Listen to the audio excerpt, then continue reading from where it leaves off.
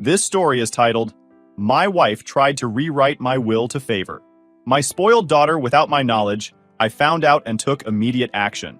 Hey everyone, before we jump into today's video, I need your help. We've noticed the channel is losing some traction, and subscribing is one of the best ways you can support us. It's quick, free, and it helps us keep bringing you awesome content. Your support means the world. Let's keep this channel growing together. Thanks so much. Now let's start the video. Hey Reddit, this might seem like just another family story, but it's one I never imagined I'd be sharing.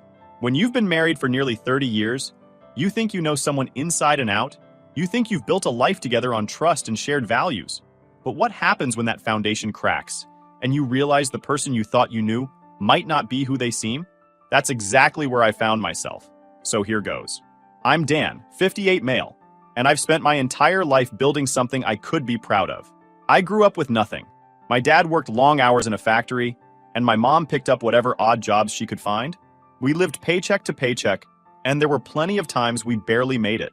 I remember being 10 years old and watching my parents argue over which bills they could afford to pay that month. It left a mark on me. When I got older, I promised myself I'd never live like that again. I worked hard, starting with part-time jobs in high school, then moving on to construction after graduation. Eventually, I started my own business in home renovations. It wasn't easy. There were months where I didn't know if the company would survive, but I kept pushing. Now, decades later, I have a comfortable life, a nice home, and enough saved up to retire in a few years. I married Linda when I was 30. Back then, I thought she was perfect. Smart, loving, supportive. We had 3 kids together. Mark, 32 male, Hannah, 29 female, and Sarah, 25 female. Mark and Hannah are the kind of kids any parent would be proud of. They worked hard, put themselves through school, and built good lives for themselves. Mark works in IT, and Hannah is a teacher. They've both been independent for years. Then there's Sarah, my youngest. Sarah has always been different. She's Linda's favorite, and everyone knows it. From the time she was little, Linda spoiled her rotten. If Sarah wanted something, she got it. If she made a mess, Linda cleaned it up. And if Sarah got in trouble, Linda was right there, making excuses for her. When Sarah was a teenager, she'd throw these tantrums if she didn't get her way. Not just regular teenage attitude, I'm talking full-blown, screaming, door-slamming fits. When I stepped in and set boundaries, Linda would back me off saying, "She's just a kid, Dan." Let her be. It got worse as Sarah got older. By the time she was in her 20s, she still acted like the world owed her something. For example, Sarah didn't want to work while she was in college. I told her I'd cover tuition, but she needed to get a part-time job for spending money. She promised she would, but every time I asked about it, she had some excuse. Either the job didn't work with her schedule, or the boss was mean, or the work was beneath her. Sarah would show up with new clothes or the latest phone, and I'd ask her how she managed to afford it. She'd shrug and say something like, "Mom helped me out." One evening, I brought it up with Linda. "Why are you giving Sarah extra money?" I asked her. Linda didn't even hesitate. "She's still figuring things out," she said, brushing off my concerns. I let it go at the time, thinking it wasn't worth a fight, but looking back, I realized that was a mistake. After graduation, it didn't get better. Sarah moved back home and refused to pay rent. She'd say things like, "The job market is so tough right now." Meanwhile, she was going out every weekend, buying expensive makeup and spending hours on TikTok. Linda defended her every time. "She's just trying to find her place," she'd say. "We need to support her." The thing is, I love my daughter. I want her to succeed. But there's a difference between helping someone and enabling them. And Linda couldn't see it. I've had countless arguments with her about this over the years. "You're not helping her grow up," I'd say. "You're just making her more dependent on us." But Linda wouldn't hear it. "She's our baby," she'd argue. "We're supposed to be there for her." One of the worst examples, when Sarah was only 17, she decided she wanted a brand new SUV, fully loaded. I told her she needed a steady job to afford it, but Linda jumped in, saying Sarah needed reliable transportation and brushing off my concerns about costs. A few days later, I came home to find Sarah browsing SUVs online with Linda's support.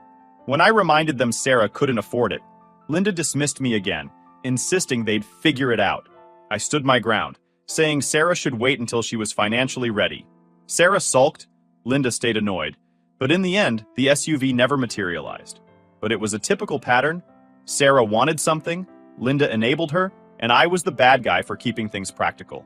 That was the dynamic for years. Every time Sarah wanted something, Linda defended her needs no matter what. And every time I stepped in, I was painted as the bad guy. Now, don't get me wrong. I tried to have a relationship with Sarah. I wanted to guide her, to help her grow into a responsible adult. But she didn't like me. She saw me as the guy who said no, while her mom said yes. Still, I never imagined things would go as far as they did. I thought Sarah was spoiled, sure, but I didn't think she was capable of outright manipulation. And I definitely didn't think Linda would ever betray me like she did. It all started to unravel one evening a few weeks ago. I was in my study, going through some old files, when I noticed Linda's laptop sitting open on my desk. It wasn't unusual. She sometimes left it there, but something caught my eye. There was a document titled Revised Will open on the screen. I froze. My heart started pounding as I stared at the title. I hadn't talked to Linda about changing my will, so why was there a revised version sitting on her laptop? Against my better judgment, I clicked on it. What I saw made my stomach drop. The new will left almost everything. My business, our savings, the house, to Sarah. Mark and Hannah, who had worked so hard to build their own lives, were practically written out. And at the bottom of the document was my signature. Except it wasn't mine. Someone had forged it. I sat there for a long time, just staring at the screen. My mind was racing. Linda had done this. It was her laptop, her document, and her plan. She'd rewritten my will, forged my signature, and tried to cut out Mark and Hannah to give everything to Sarah. The betrayal hit me like a ton of bricks. I printed the document, slid it into a folder, and sat down in the living room to wait for Linda to come home. I didn't know how the conversation would go, but one thing was clear. I wasn't going to let this slide. That evening, Linda came home like it was any other day, casually setting her bag down and asking what I wanted for dinner. I couldn't hold it in. Linda, I started, holding up the paper. Do you want to explain this? She froze mid-step. Her eyes flicked to the paper, and her whole demeanor shifted. Where did you find that? She asked, her voice tight. Your laptop, I replied, keeping my tone even. The better question is why this exists. What were you thinking? Did you honestly think I wouldn't find out? She stood there for a moment, like she was deciding whether to lie or try to play it off. Finally, she said, It's not what you think. I was just drafting ideas. I thought we could discuss it. Discuss it? I raised my voice. You forged my signature, Linda. You didn't even mention this to me. This isn't brainstorming. It's betrayal. Her expression hardened as she crossed her arms. I wasn't betraying you. I was trying to do what's best for the family. Sarah deserves more than the others. She needs help. I couldn't believe what I was hearing. More than the others? I repeated. Mark and Hannah have worked hard to build their own lives. Sarah, on the other hand, has done nothing but take. And you want to reward that? She's our youngest, Linda shouted back. She's had a harder time finding her way. The others are fine on their own. And whose fault is that? I countered. Every time I've tried to teach her responsibility, you've swooped in to save her. She's 25 years old and still acts like the world owes her something. And now you're trying to give her everything at the expense of Mark and Hannah? This is beyond favoritism, Linda. This is manipulation. Her face twisted into a mix of anger and frustration. You've always been too harsh on her, she shot back. She's your daughter, Dan. You're supposed to support her. I have supported her, I said, trying to stay calm. I paid for her education, gave her a place to live, and covered her expenses for years. But support doesn't mean enabling. And forging my signature to rewrite my will? That's crossing the line. Instead of apologizing, Linda doubled down. You don't understand. Someone has to look out for her. If you won't, I will. Her words were too much. It wasn't just about Sarah anymore. Linda was actively working against me, justifying deceit in the name of helping our youngest. I stared at her, realizing that the woman I'd trusted for nearly 3 decades didn't see anything wrong with what she'd done. You know what, Linda? I said finally, my voice steady. This isn't just about Sarah. This is about trust. And right now, I don't trust you. Her expression shifted, like she realized the gravity of what I was saying. But instead of apologizing, she turned and walked away. I tried to keep myself calm. That night, I couldn't sleep. I kept replaying the conversation in my head, trying to understand how we'd gotten here. Was this who Linda had always been? Or had something changed over the years? Either way, I knew one thing. I couldn't just sit back and let this slide. The next morning, I called my lawyer. I told him everything about the will, the forgery, and Linda's justification for it all. He didn't sugarcoat it. Dan, this is serious, he said. If she had filed that forged document, it could have caused chaos for your estate. You need to protect your assets immediately. Following his advice, I locked away my original will and all important documents in a secure safe. I also froze any accounts Linda might have access to, just in case. The more steps I took, the more real it all felt. My wife, the person I thought I could trust the most, had tried to undermine me. But things didn't stop there. Over the next few days, I noticed Linda acting differently. She started spending more time with Sarah, whispering behind closed doors and making calls she wouldn't explain. It felt like there was a whole side of her life I didn't know about. And the more I thought about it, the more I realized how blind I'd been to the patterns that had been building for years. The worst part? As angry as I was, a part of me still hoped she'd come to her senses and apologize. But deep down, I knew this wasn't going to end with a simple, sorry. It was bigger than that. Bigger than anything I'd ever imagined we'd face as a family. And I had no idea what to do next. Over the next few days, things at home got tense. Linda was quieter than usual, but not in a reflective or apologetic way. It was more like she was biding her time, waiting for something.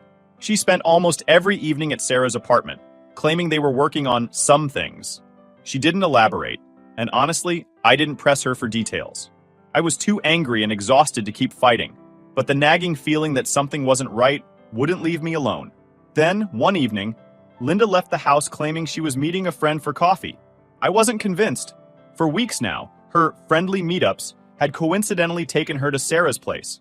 I decided to follow her. I waited a few minutes after she left and then grabbed my keys. Sure enough, her car led me straight to Sarah's apartment. I parked a few streets away and waited. An hour later, Linda came out, carrying a stack of papers. My heart sank. I couldn't see exactly what they were, but I had a pretty good idea. The next morning, I decided I couldn't let this go unaddressed any longer. When Linda came into the kitchen for her coffee, I didn't give her time to settle. "What were you doing at Sarah's place last night?" I asked. She froze, the mug halfway to her mouth. "What do you mean?" she asked, playing dumb. "You know exactly what I mean," I said, keeping my voice steady but firm. "You said you were meeting a friend, but I saw you leave Sarah's apartment carrying papers. Care to explain?" Her face flushed, but she quickly recovered. "I don't have to explain myself to you," she said, her tone defensive.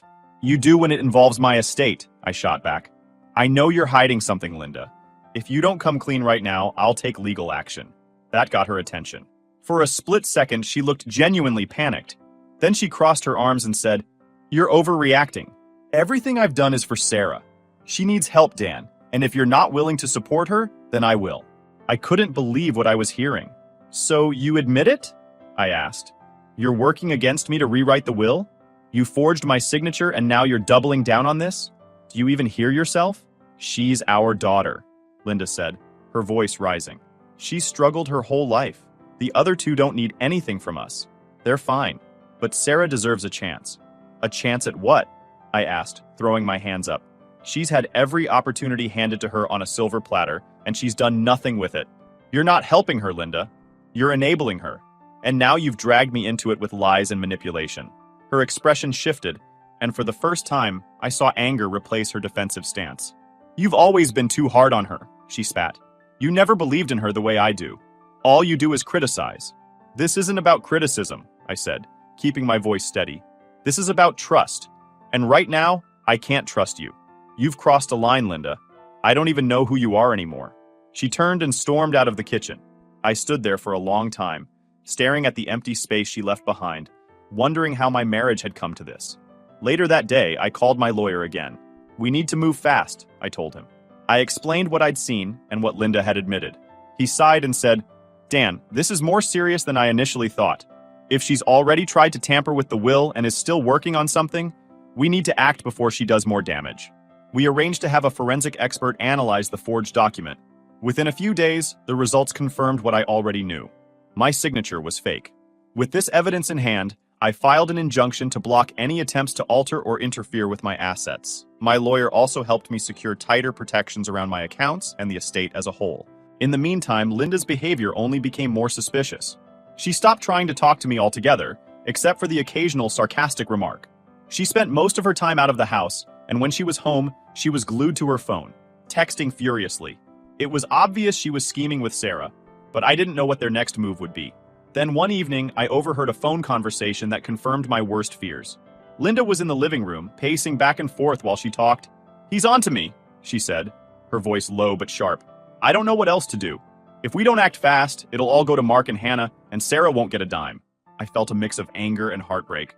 She wasn't just trying to help Sarah. She was actively plotting to cut out our other children. Mark and Hannah had done nothing to deserve this, and Linda's blatant favoritism had crossed the line into betrayal. That night, I locked up the house tighter than ever. I moved all important documents to a secure safe and changed the combination. I also installed cameras around the house, just in case. At this point, I couldn't trust Linda to respect any boundaries. The weight of it all hit me hard. This wasn't just about Sarah anymore. It was about Linda's complete disregard for our marriage, our family, and everything I'd worked so hard to build. I knew things would get worse before they got better, but I was ready to fight for what was right. I wasn't about to let her destroy everything. The realization that Linda and Sarah were actively plotting against me left me reeling. This wasn't just about a difference of opinion or a misunderstanding. This was a full-blown betrayal, and it shook me to my core. I spent the next few days going over every detail of my estate, every document, every account. I wasn't taking any chances. My lawyer had been a rock through all of this, guiding me step by step. He assured me that with the forensic evidence of the forgery and the measures we were taking, Linda and Sarah's efforts would ultimately fail. But, he warned, you need to prepare yourself. If they're already this bold, they're not going to back down easily. Meanwhile, things at home were unbearable. Linda barely spoke to me, except to hurl the occasional passive-aggressive comment. Sarah, of course, was in full victim mode. I'd catch bits and pieces of their whispered conversations.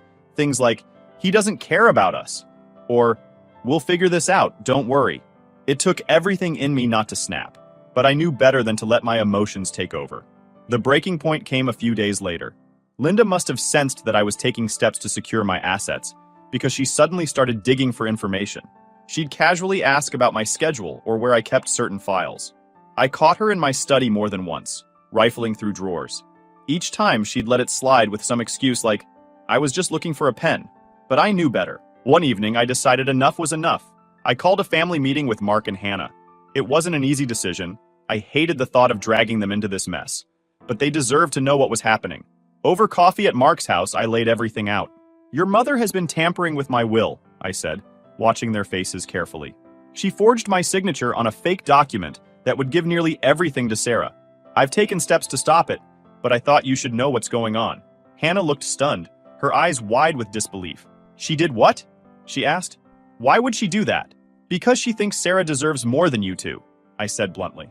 She's convinced herself that Sarah is entitled to everything, even if it means cutting you out. Mark, always the calm and pragmatic one, leaned back in his chair and sighed. I knew Mom favored Sarah, but this is something else. I'm not telling you this to turn you against her, I added. I just want you to be aware. If anything happens, if she tries to involve you or manipulate you, I need you to be prepared. Hannah was visibly upset, but she nodded. Thanks for telling us, Dad. I can't believe she'd do this. But we're with you. Mark reached across the table and put a hand on my shoulder. You've done the right thing, Dad. If she's willing to go this far, who knows what else she's capable of? Their support was a relief, but it also reinforced the seriousness of the situation. Linda and Sarah weren't just a threat to me. They were a threat to the stability of our entire family. When I got home that evening, Linda was waiting for me. Where have you been? She demanded. I was with Mark and Hannah, I said evenly. I told them everything. Her face twisted. How could you do that? You're trying to turn them against me. No, I was calm but firm. You did that yourself when you forged my signature and tried to rewrite my will. They deserve to know the truth. She opened her mouth to argue, but I held up a hand to stop her. Linda, I've tried to talk to you. I've tried to reason with you, but you've made it clear that you're not interested in fixing this. You're only interested in protecting Sarah, no matter what it costs the rest of us. Her face turned red, and for a moment, I thought she might actually apologize. But instead, she crossed her arms and said, If you won't help her, I will. Someone has to look out for her. I shook my head, the last shred of hope I'd been clinging to crumbling. This isn't about Sarah anymore. This is about trust, Linda, and you've destroyed it. That night, I made the hardest decision of my life. I called my lawyer and told him to move forward with filing for separation. I couldn't stay in a marriage where betrayal and deceit had become the norm. It wasn't just about protecting my assets. It was about protecting my peace of mind and the values I'd spent my life trying to uphold. The next morning, Linda was served with the papers. She exploded, screaming and crying, and accusing me of abandoning her and Sarah. I stayed calm, refusing to engage in her theatrics. This is your doing, Linda, I said quietly. You made this choice when you decided to betray me. She packed a bag that same day and left to stay with Sarah. I felt a strange mix of relief and sadness as the door closed behind her. This wasn't how I'd imagined my life would turn out, but I knew I was doing the right thing. The fallout from my decision was swift. Linda and Sarah immediately went on a smear campaign, calling family members and telling them I was trying to cheat them out of their rightful inheritance. But I'd already prepared for this. I shared the evidence of the forged will with close family, and most of them quickly saw through Linda and Sarah's lies. The few who didn't, well, I decided they weren't worth my energy. For the first time in weeks, I felt like I was regaining control of my life. But I knew the fight wasn't over yet. Linda and Sarah weren't the type to back down quietly, and I had to be ready for whatever came next. The days after Linda moved out were a whirlwind. She went straight to Sarah's apartment, and from there, the two of them launched an all-out offensive. I started getting calls from family members, all parroting the same lines. Why are you trying to disinherit Sarah? How could you leave Linda after all these years? Don't you think you're being a little extreme? Linda and Sarah had spun the story to make it look like I was some kind of villain. According to them, I was selfish, abandoning my family, and trying to cut Sarah out of her rightful inheritance. But I was ready for this. I'd already spoken to my lawyer, and we'd agreed to release key evidence: the forged will, the forensic report, and the steps Linda had taken, if it became necessary to defend myself. I started with my siblings. My younger sister was the first to call, sounding genuinely confused. Dan, what's going on? Linda's saying you've turned your back on her and the kids. That doesn't sound like you. It's not, I said, keeping my voice steady. Let me tell you what's really happening. I explained everything. The forged will, Linda's secretive behavior, and her blatant favoritism towards Sarah. By the time I finished, my sister was furious. She actually forged your signature? She asked. That's not just wrong, Dan. That's illegal. Exactly, I said. And now she's trying to manipulate everyone into taking her side. I'm not going to let her rewrite the truth. My sister promised to share the real story with the rest of our family, and slowly but surely, the tide began to turn. The relatives who had been quick to jump on Linda and Sarah's bandwagon started distancing themselves. It wasn't just about loyalty to me, it was about the sheer audacity of what Linda had done. But Linda and Sarah weren't backing down. Sarah, in particular, ramped up her entitlement. She started posting vague, passive-aggressive messages on social media about toxic parents and how she deserved better. It was embarrassing, honestly, but I refused to stoop to her level. The ultimate push came when Linda and Sarah tried to file a petition challenging the new will. My lawyer called me as soon as the papers were filed. Dan, it's exactly what we expected, he said. They're claiming the new will is unfair and that Sarah is being denied her inheritance. What are our chances?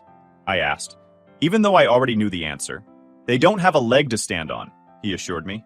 The forged will, combined with the evidence of tampering, will sink their case before it even gets started, but we'll need to be thorough to shut this down completely. I wasn't worried about losing the case. What frustrated me was how far Linda and Sarah were willing to go. They weren't just fighting for money, they were trying to destroy my reputation in the process. It was vindictive, plain and simple. The court date arrived faster than I expected. I sat in the courtroom, flanked by my lawyer, while Linda and Sarah sat across from me, whispering furiously to each other. When the judge reviewed the evidence, the forged will, the forensic report, and the testimony from my lawyer, it was clear that their case had no merit. The judge dismissed it outright, and I felt a wave of relief wash over me. But Linda and Sarah weren't done. After the hearing, Sarah confronted me in the hallway. "This isn't over, Dad," she said, her voice dripping with venom. "You can't just cut me out of your life like this." "I didn't cut you out," I replied calmly. "You and your mother made these choices. I tried to be fair, but you've shown me time and time again that fairness isn't what you're interested in. This is on you, Sarah."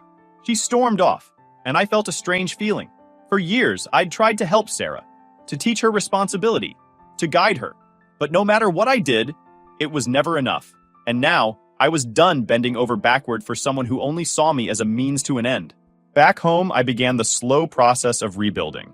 I focused on spending time with Mark and Hannah, who had been my rock throughout this ordeal.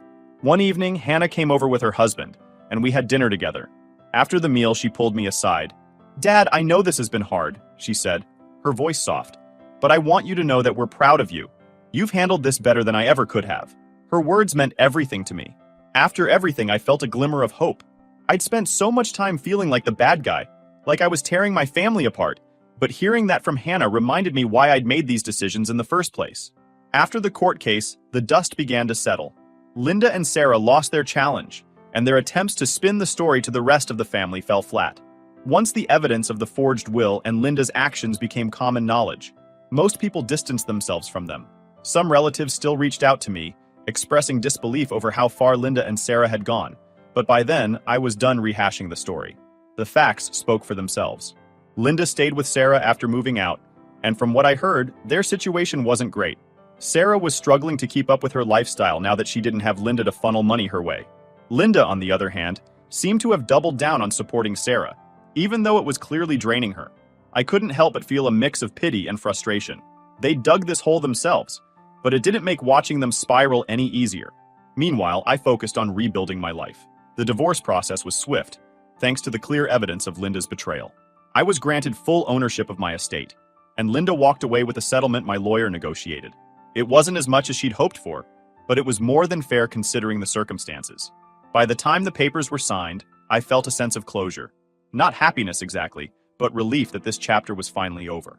My relationship with Mark and Hannah grew stronger during this time. They'd been my anchor through the chaos, and I made a point to let them know how much I appreciated their support. We started spending more time together. Family dinners, weekend visits, even the occasional vacation. It felt good to reconnect with them on a deeper level, without the constant tension that had hung over us when Linda and Sarah were involved. One evening, Mark came over to help me with some repairs around the house. As we worked, he said, "You know, Dad, I never realized how much you were dealing with until all this happened. You've handled it better than I think I could have." I shrugged. "You do what you have to, Mark. That's all."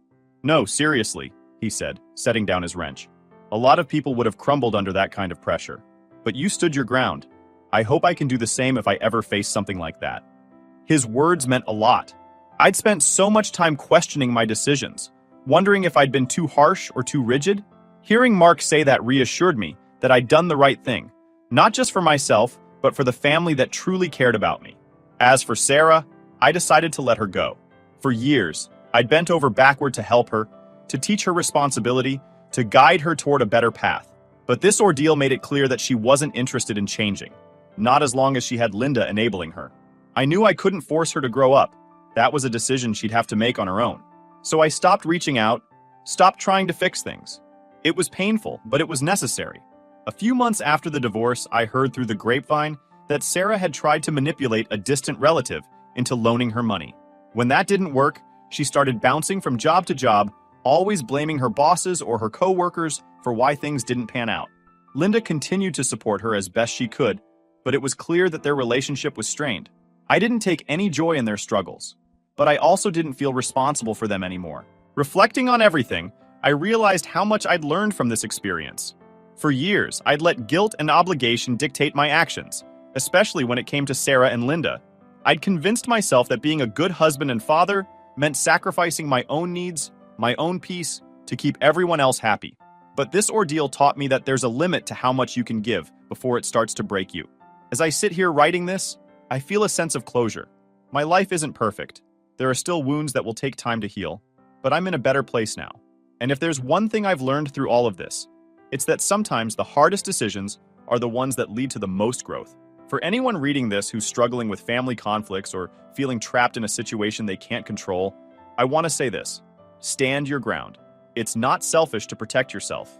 It's necessary. Thanks for sticking until the end.